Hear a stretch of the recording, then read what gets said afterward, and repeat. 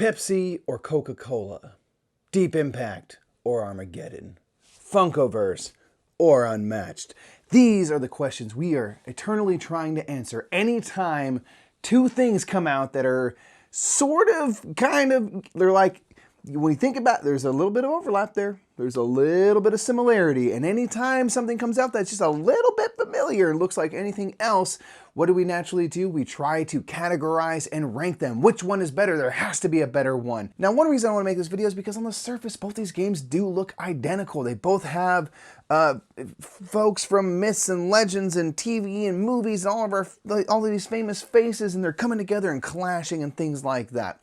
But one thing I discovered when I started playing both these games is that they are indeed quite different. Now, yes, they do again feature kind of skirmishes and battles and things like that, but they have very different ways they go about them. That's one thing I didn't know from the offset. Now, before we get going real quick, I just want to say that yes, the Brothers Murph is sponsored by Restoration Games, who makes Unmatched along with Mondo Games. But one thing that's really cool is we made sure in the contract that we signed that there is a paragraph saying that we are under no obligation to talk up games or lie about games of Restorations. And if we really don't like one, Unmatched does not count for that. I really do like Unmatched. But if there is a game we don't like of Restoration Games, we are free to say so. So I just want you to know that this is just a video that I'm going to try to highlight the differences and similarities between these two games so that you can kind of make a better decision for yourself if you were kind of wondering which of these two games to get, or if you might want to go ahead and purchase both of them. So I think with all that said, let's go ahead and go down to the table so I can show you how these games work, what's similar, what's different, and then we'll come back up to the table for those final thoughts. Okay, so in both games, you are going to be coming up with different folks that you're going to be playing as, but in Funkoverse, you have the unique opportunity to actually mix together different IPs to formulate a team that might not come together naturally. So in this instance, I have Batman here, who is flanked by Harry Potter and Bellatrix Lestrange. So the cool thing is not only can I mix it together different heroes to make a team, I can mix folks who are good and folks who are villainous in nature to make one team, and they can all go around the board working together in this game to achieve the goal. So that's something that's really fun. In the two that I have, we even have like Voldemort, the Joker, and Harley Quinn on the other side. So we've got a trio of baddies over there. But here we have a bit of mixed company. And that's one thing that I really appreciate about Funko is that you can make really fun, interesting combinations of heroes and villains to try to see how are they going to work together, what am I going to do, how am I going to mix their abilities and things like that, and see if I can make kind of a power team, an all-star team. Once you choose your team, you're going to get any sort of cards that come with them. If you're doing items, you can assign items. In this case, I have Batman here has the old Felix Felicis, get a little bit of good luck there going for him, and things like that. And you also get ability tokens that match in the bottom right here, which are going to help power up and do their kind of special actions that each character has. So they'll form a pool that you can then spend however you wish, depending on the different abilities that the characters have available to them. They're going to come with like little player aids. So something like Bellatrix here, you're going to see what the 3 actions they have that they can use those ability tokens for. And then down here, they're going to show their defense level and also kind of a trait. So Bellatrix is a notorious witch. So when Bellatrix shifts off the cooldown track up there, you may place her adjacent to an ally. So each character has like a little kind of ongoing trait or ability that they have, in addition to 3 different ability token driven actions that will be then given a cooldown time on this cooldown track, which means basically however much the cost is. If it's 3 in a gray over here to do Confundo on someone, you're going to take the gray token and put it on the 3 right here. Then every round this will shift down and eventually come back into your hand to be used again later. So it's kind of a nifty thing that they do with these cooldowns. Maybe use your basic actions to then pull off a really big cool thing that you do where Batman's swinging around kicking fools and whatnot. All right, so this is the general setup for Unmatched. In Unmatched, you're going to kind of go heads up against each other, and you can each choose a character from myth and legend to square off against one another. They each come with a sidekick, or at times they come with sidekicks. In this case, we have Merlin with King Arthur, and we have the Jabberwock is supporting Alice in Wonderland there. So you have a deck of cards, and you have a couple of health dials that will slide down as you get beat upon and whatnot. And the goal is to kill or knock out the other hero. So King Arthur wants to knock Alice's health all the way down to 0 to win. And this is a card-driven game. So a lot of things are going to be happening because of these cards. They often have text in the bottom. They say who they belong to. This is a card for Alice here, if I can get this to focus up. Sometimes cards are for any, which means either the Jabberwock or Alice, in this case, could use them. There's cards that do attacks, cards that are kind of good for attack and defense, and sometimes cards that are only for defense. So just a couple things with Unmatched is when you choose a character, you're going to get this little player aid that's going to show you stuff about your main character and your sidekick as well, your hero and your sidekick. So we have Alice here, and it's going to say what type of attacker they are. They are melee, meaning they're going to have to be right next to people to attack. The Jabberwock is melee based as well. It also shows the starting health of each of your characters and your base move. So this means when you're moving, you and the Jabberwock are going to be able to move 2 spaces. Some are quicker, some are slower than that. But you also have an ability.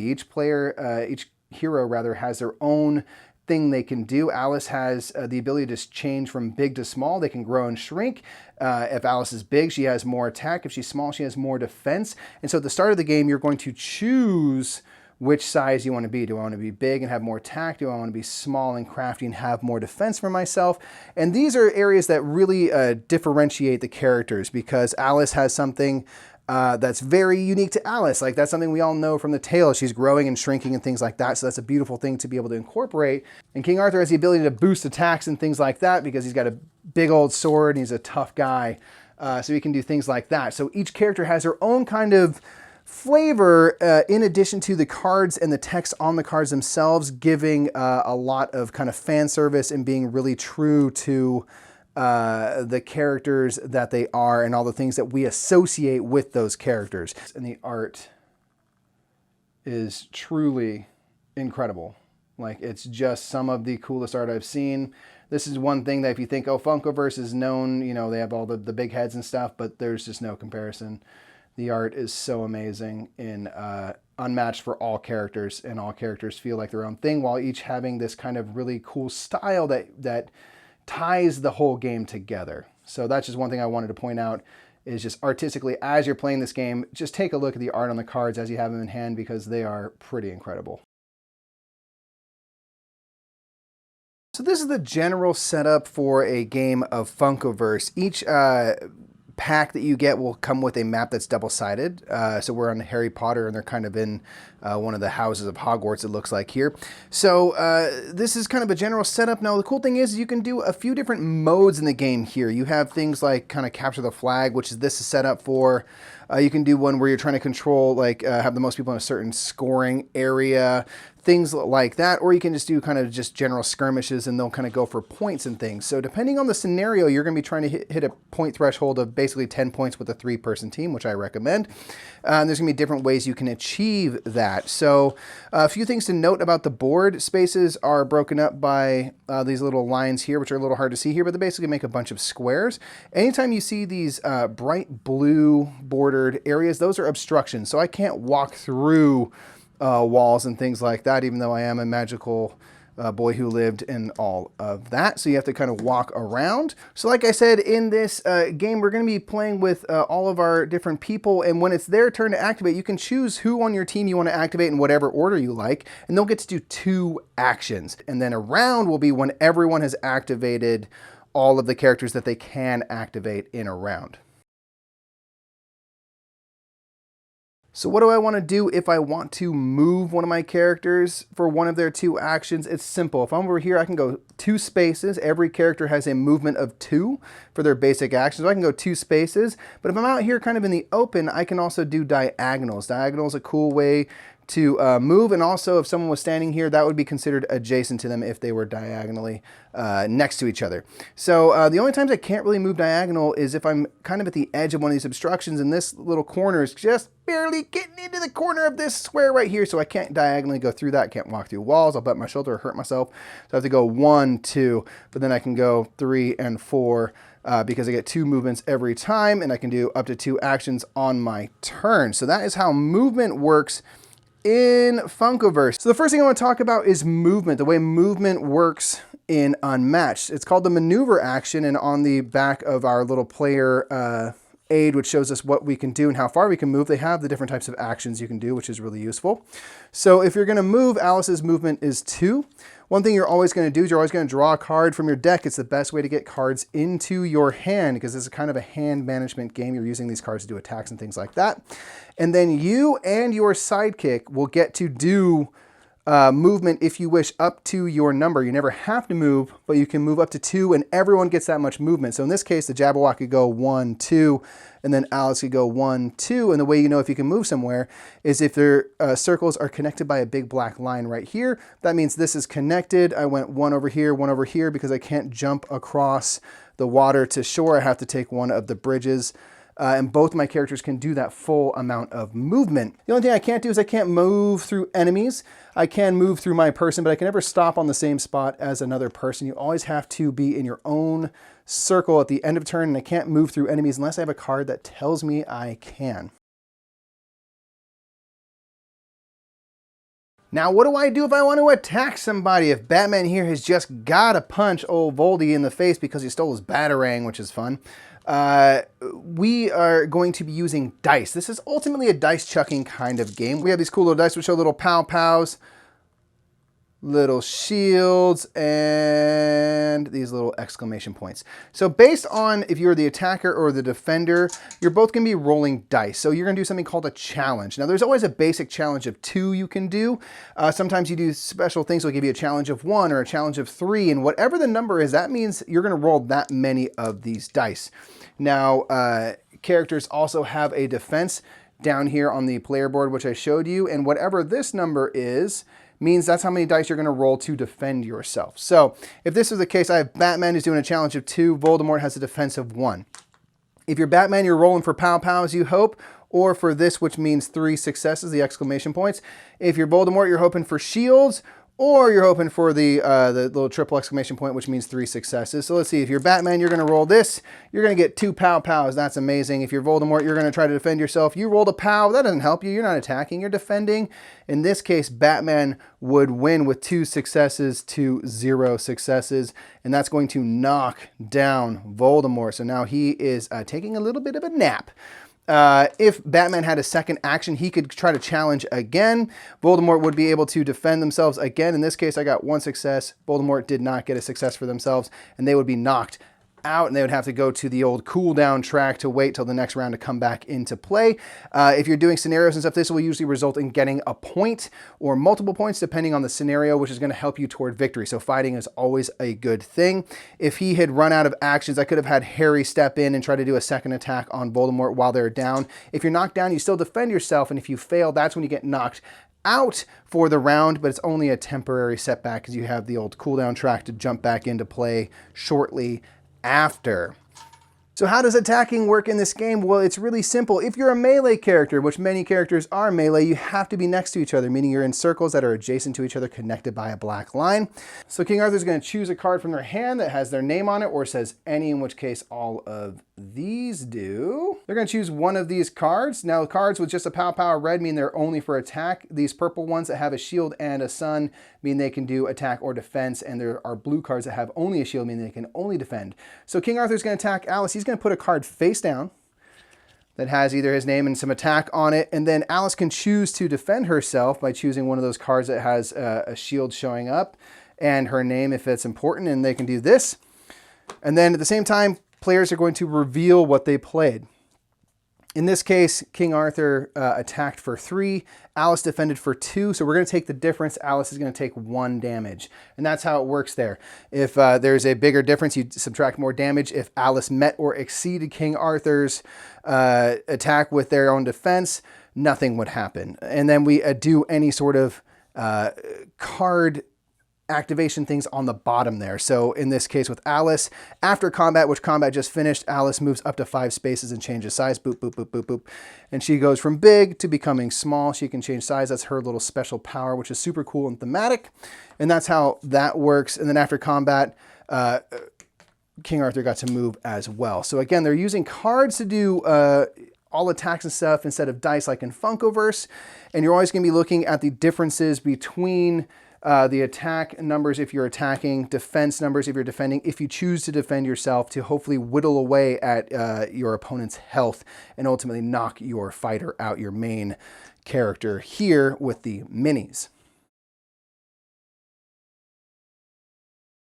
Now with some characters, we have ranged abilities. And what that means is you can hit from someone even though you're not standing right there toe to toe with them. And now the key to doing a ranged abilities, you have to be within a certain amount of squares and you have to be able to see them. So we have things like obstructions, we have things like other characters and things like that, which are going to block your ability to see each other. So in this case, if I was doing a confundo with Bellatrix Lestrange, she would have a range of 4. That means I can go up to 1, 2, 3, 4 squares away and then do a challenge of 2 in this case. So since I can see the Joker here, there's nothing in between me. If I was to draw an imaginary line between the two of us, there's nothing obstructing me. We don't have Batman's big fat head in the way or anything like that. I can do that challenge, and then the challenge will resolve as normal, where I'll roll my dice up to the level. Joker has 2 defense, they'll roll their dice. In this case, I had 4 successes to the Joker's 1 defense, and the Joker would be knocked down from a distance and be confounded and whatnot. So the range all works on sightline. Now, if the Joker was right here, we have a wall in between us. We can't see, even if there's just a little bit of wall there. And if, like, you know, Bellatrix was trying to go for Harley, Harley's just too far away for the range to work. So it's about distance and sightlines with the range in Funkoverse. You have to be really careful with watching where obstructions are and, again, where people are, because that will block the view. She can't, you know, bend it like Beckham and shoot spells around the cowl of bats over here. As he's just, like, you know, blundering about in the middle of everything because he got caught with a little bit of a curse and he's just, you know, trying to shake it off and still.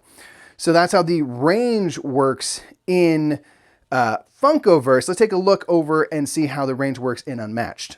Now, if you're a character like Merlin here or Medusa, you have ranged abilities. There are ranged attacks, and the way range works in Unmatched is incredibly simple. If you want to know whether or not you are in range to attack somebody, you just need to see if you're in the same color. So Merlin wants to be in green with someone. Alice here is in green. So if Alice is anywhere in this area, either right next to them, way over here, and they're in green, they are within range to attack them. And then they would play out one of their attack cards with their name or that says any, just like you would if you were King Arthur, and you can attack from there.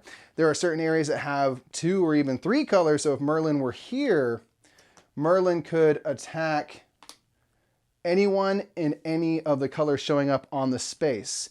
So Merlin can attack Alice here, who's over in yellow. Merlin can attack the Jabberwock over here in brown because they're in a space that has a lot of visibility. If there's someone over here in pink, they could still attack because they're in that same color. It's purely by color zone. It's the Tannhauser system that works incredibly well. And they also have different patterns if that's easier for folks to determine which area is which. That is how the range works. It doesn't matter how far, so long as you're in the right zone, you can hit anything in that zone. And then you have the fun thing of like this, where Merlin could not attack Alice here because there's some rocks right there, and Merlin's not in the same zone. So it all comes down to color and zone to figure out range and if you can attack. So real quick note on the boards here, all of the boards in Funkoverse are very pretty. They have really cool, fun art. Some of them are a little more chaotic than others. If we saw on this side, everything's kind of square and orderly, but on this one we have the room of requirement. There's just stuff everywhere, and things like the obstructions get very wildly shaped and stuff. So that's one thing that can be a little bit tricky, is knowing where it can move, what things are blocked, and how sightlines work when you get to the really busy-ish sides of the board. That's not impossible to deal with, but it's just something I wanted to mention, that on both the boards that we have, one side is a little more orderly, the other side's a little more chaotic, so maybe it'd be good to start on these boards until you get a little more familiar with sightlines and how all of those things work. So that's just about it on Unmatched and how the different things kind of work. It's just an introductory look at all that. Again, you're trying to kill the hero. If Alice were to knock King Arthur's health all the way down to 0, even if Merlin's still around, Alice will be the winner of the game. So let's go back up top so I can talk a little bit, going back and forth between the two games, to give you my final thoughts on what I think is strong and or weak from both games. So there you have it. You have Funkoverse on one side, you have Unmatched on the other. Funkoverse ultimately is a light dice chucker. You know, you have these kind of basic actions and you can move around, and then you're kind of chucking dice and hoping the dice go your way. Whereas in Unmatched, you have more of a tactical card-driven experience. So you have that deck of cards, which kind of your life. You're playing out those cards, trying to choose moments to play the right card with as little defense, hopefully, from the opposition as possible to be able to pull off a big move and deal out a lot of damage. So again, like at the start, you realize like they're similar, yes, because they both feature, you know, groups of folks coming together to battle on a map, and you're kind of maneuvering around that map or moving around that map, hoping to deal out damage. But that's kind of, for me, where the similarity ends. These games do not play like each other. So what do I think about the gameplay from both of these? Do I prefer one or the other? Now, I gotta say, in terms of gameplay, Unmatched, for me, for my money, is the clear winner here. With Funkoverse, you have those dice rolls and things like that, and there's, you know, kind of no mitigation for the most part. You can mitigate by playing things that'll give you the ability to roll more dice, which I guess would improve your chances of succeeding. You might roll more successes. But, you know, it's ultimately kind of, you get into position, you roll the dice, and you hope they go your way. Whereas with Unmatched, it feels more tactical because it's all about kind of hand management with the cards and making sure you maneuver around so you can draw more cards in your hand, or playing out scheme cards and things like that to manage that hand size so that you can then use those for attacks. You have to have those cards to use for attacks. So it's very much a kind of almost resource hand management over here, whereas Funkoverse, I think, kind of tries to revel in just like, I'm going to move around and roll the dice and hope they go my way. Ha ha, I beat you on the dice roller. Oh no, I spent all my turns rolling dice and then nothing happened. And that, for me, is the main sticking point with Funkoverse. I feel like many turns were essentially nullified. You spend time and nothing happens. Folks who know me know that I'm a cursed gentle person with dice, okay? They don't go my way very often. And with Funko, you get 2 actions just like you do in Unmatched, and you can kind of dole out those actions how you like, just like in Unmatched.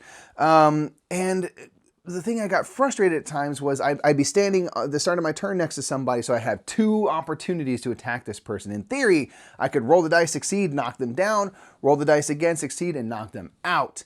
But what would usually happen is I'd roll the first roll, doesn't succeed. I roll the second roll, rolled, maybe I succeed, I knock them down, or I don't succeed. So at the end of my turn, I've only kind of gotten half of what I want accomplished at best. And then it switches over to Nick's turn, my opponent, and they use their whole turn to stand back up. Now, you have to burn your whole turn, you know, with that character to stand back up. But in a way, it felt kind of doubly frustrating because now what I just did, I spent 2 turns to finally knock someone down, only to have it undone. And then my opponent spent their 2 actions just to stand back up, which means that character's turn was basically useless. So at the end of the round, one thing that was frustrating was I found that basically everyone was standing in the same place that they started, and nothing had really changed because only, you know, we each only would get like 1 hit, or you spend an action moving and then try to hit, and then sort of nothing happens. And with Unmatched, you definitely have some of that where you're spending turns trying to maneuver into position. And, you know, maybe you do that for your first action, and you try to make an attack, and your opponent plays a defense strong enough to defend themselves. But at least it felt more purposeful because you willingly attacked, they willingly defended, they chose for themselves how much they want to defend. And the thing I like about this versus this, in Funkoverse, it's all or nothing. You succeed by 1 or 10, and you simply knock them down. In Unmatched, if you succeed by 1, you deal 1 damage. But if you succeed and there's a difference of 10 between the attack and the defense played, you deal 10 damage. So you can do bigger things, or you can have kind of a gradient, whereas Funkoverse, it's either you hit or you do not. And with the dice, you have little pow-pows for successes if you're attacking, and you're rolling those same exact types of dice if you're defending, and you have to roll shields. And what would happen is, like, as an attacker, I'd roll 2 shields. As a defender, they'd roll 2 pow-pows. And nothing would happen. I'm like, oh, well, no one succeeded, and I guess we just like made up and became friends. And so those are some things that were a bit frustrating at times. Whereas in this one, at the very least, I feel like people are choosing. If I'm undone, it's usually because my opponent sort of outfoxed me or made sure that I didn't succeed. So it wasn't just luck or the game or life beating me, it was my opponent. So it felt more heads up. And especially when you're maneuvering around, one thing I really appreciate with Unmatched is that you have your character and you have your sidekick or sidekicks if you're Medusa. And when you do a maneuver action, you move your hero and your sidekick or sidekicks. And so you can be maneuvering over here to get in the face of this person and kind of working around with maybe your sidekick or vice versa. And so everything feels a little more fluid. With this one, you feel like you and your sidekick are a team, and you can kind of be tricky about, am I going to run interference with this person while this person, is ranged and can back up and pow, pow, pow, shoot from a distance or whatever. So it kind of feels like a true team effort. With Funkoverse, you're doing one character at a time. So you're only ever dealing with one element. You can never do something that really engages your whole team. Now, I think that's probably purposeful because there's a couple things in Funkoverse that you can do that are really cool. Now, with Unmatched, the fun of the kind of mixing comes from which two heroes you choose. I chose King Arthur. They get to fight Bigfoot. I never thought I'd see that happen. Let's go. But the sidekicks are always attached to their hero. There's no mixing of that. And with Funkoverse, the thing that is really fun, the thing that's really going to drive, I think, interest in this game is the fact that you assemble a team of 2 or 3 heroes. And once you have multiple games and versions, like we have Harry Potter and Batman, you can freely mix people up to form a team. You could have Rick from Rick and Morty, and you could have Batgirl and a Golden Girl on a team fighting, and that is crazy fun. That is super duper cool. And then you can further mix and match items. So long as each team has an equal amount of items, you can have Voldemort holding a Batarang and throwing that thing around. So that is something that is super duper cool that Funko is going to be able to provide for people, of like coming up with insane combos within your own team. You can have heroes and villains. You can have people from across TV and film and things like that you would never see share time together, work together as a team to fight your opponent.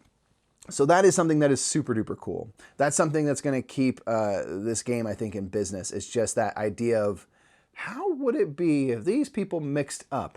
Now, again, Unmatched does thrive off that as well, but you don't have the customization within a team. It's more fun thinking about like this person versus this person, so it keeps it a little more heads up. But also the thing that I appreciate with Unmatched when they do that is they have cards that have like some of the most gorgeous art I've ever seen in board games. And then the cards and the deck and your actions and your ability and stuff feel really lived in and fleshed out and thematic to that person. Alice can grow and shrink. That's something that we remember. If you remember one thing from Alice in Wonderland, is that it's, she grows and shrinks and things like that. And that's a central piece of what that character can do. And then they thematically integrate it with, she either has more attack or more defense depending on her size.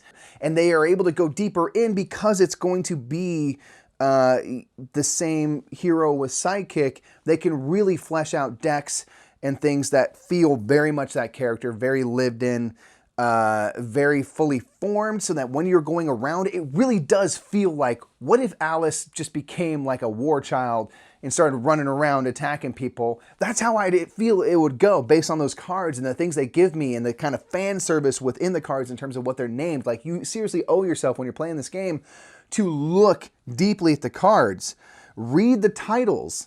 The text effects at the bottom and stuff are more important for the game purposes, but really enjoy what's going on and the depth with this game. Funkoverse deals more in just keeping it light and stuff, but that's also, I think, very much on purpose. So Funkoverse, I feel like, and this is the main strength I can say, Funkoverse is for non-gamers, I feel like. They certainly hope that gamers are going to play it. I'm sure they'll enjoy it. I'm sure there's many gamers who will play it because Funko is something that people have already been collecting for a long time. These are awesome, cute collections now. They've got like Batman 100. Like, they are definitely counting on people collecting these, and I'm sure people will. But this game is going to be fantastic for creating board gamers. And that's really what I'm happy this game exists. Whether or not, you want this game or that game, I'm glad Funko exists because it's going to create board gamers. Folks are going to see this hopefully in Targets and Walmarts and things like that and be like, what? Oh, Funko, I love Funko. I have these Pops back home. There's a game? Well, I wonder what this is. These guys are cute. Let me get this for a niece, a nephew. A friend of mine who I know collects, things like that. And they're going to give this game a chance that might lead them into the hobby. So that's one thing that I can say that is so amazing is Funkoverse has a huge opportunity to create board gamers. And that's something that I always advocate for. I want games that bring people into the hobby, that are easy and light. And this game, for the most part, does that. It doesn't bog you down with too many things. The rules kind of give you just a few basic things and say, go play the game. Just try to knock each other out. And then come back when you want to try to get some scenarios. And they have those different scenarios, which is cool. You can do kind of a capture the flag scenario or sort of an area control thing. So they're kind of giving you these little board game mechanics, even though you don't quite know what that is at the time, perhaps. So it's kind of sneaky and slick. I did get frustrated with some of those elements of the dice rolls with very little mitigation. The game kind of went on a little longer than I thought it should, just because I have bad dice rolls. Like I could have had this game end earlier, but I just am not good with the dice, and so the game kind of persists. Unmatched feels more fluid and actually oftentimes plays quicker than Funkoverse because everything is kind of tactical and specific. In games, you could kind of stalemate and play cat and mouse in both of these games, but if you're really trying to go after each other and you play your cards right, you can put together something pretty big and end the game quicker while feeling more fluid because all the members of your team are kind of moving around at once. Everything in this game feels more specific and tactical. The thing I kind of come back to is a lot of things happen in a match and everything happens for a reason. In Funkoverse, sort of a lot of things just happen. What game would I choose if I could choose only one? It would be Unmatched. Unmatched is a deeper game. It's more strategic. It's in ways simpler because it's easier to see things like sightline. You don't have to deal with it. It's just the range in the zone. You know if you're in the zone either by the pattern or the color, or you're not. You're not having to deal with like, well, basically if this is here and the sight lines are right there, this is a little bit of an obstacle. Does that count? We don't deal with that. It's just simple.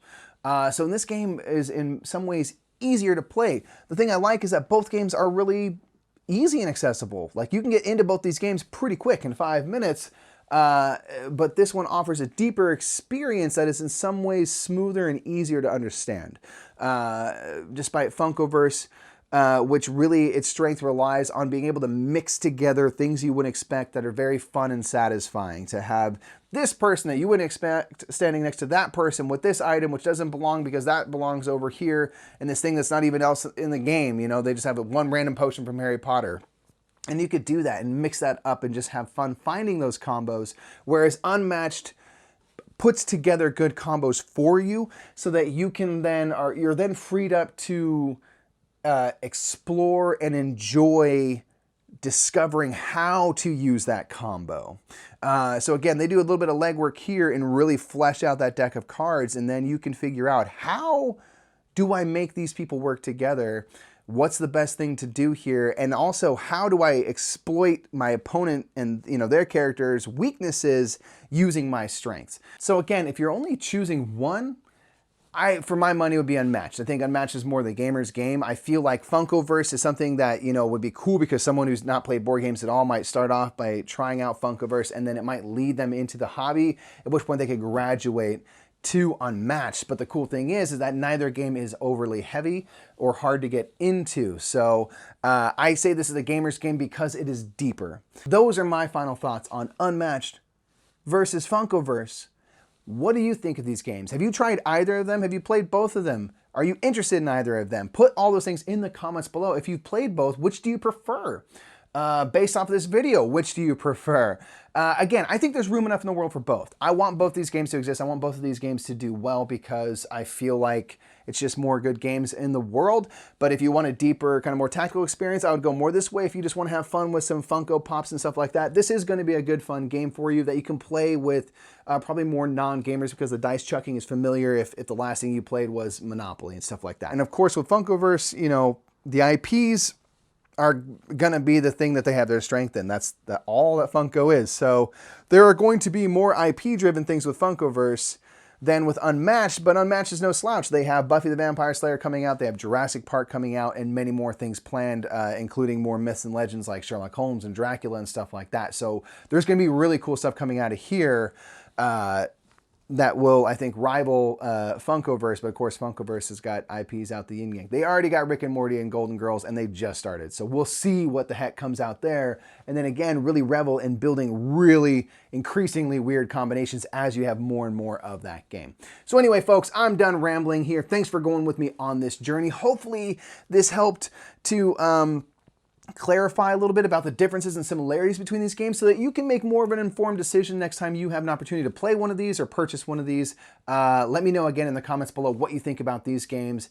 And in the meantime, I'll be playing these things and enjoying my board game times. I hope you all do as well. Remember to keep spreading love and keep spreading the hobby around with as many folks as you can. I am Mike Murphy of the Brothers Murph, and I am done. Peace!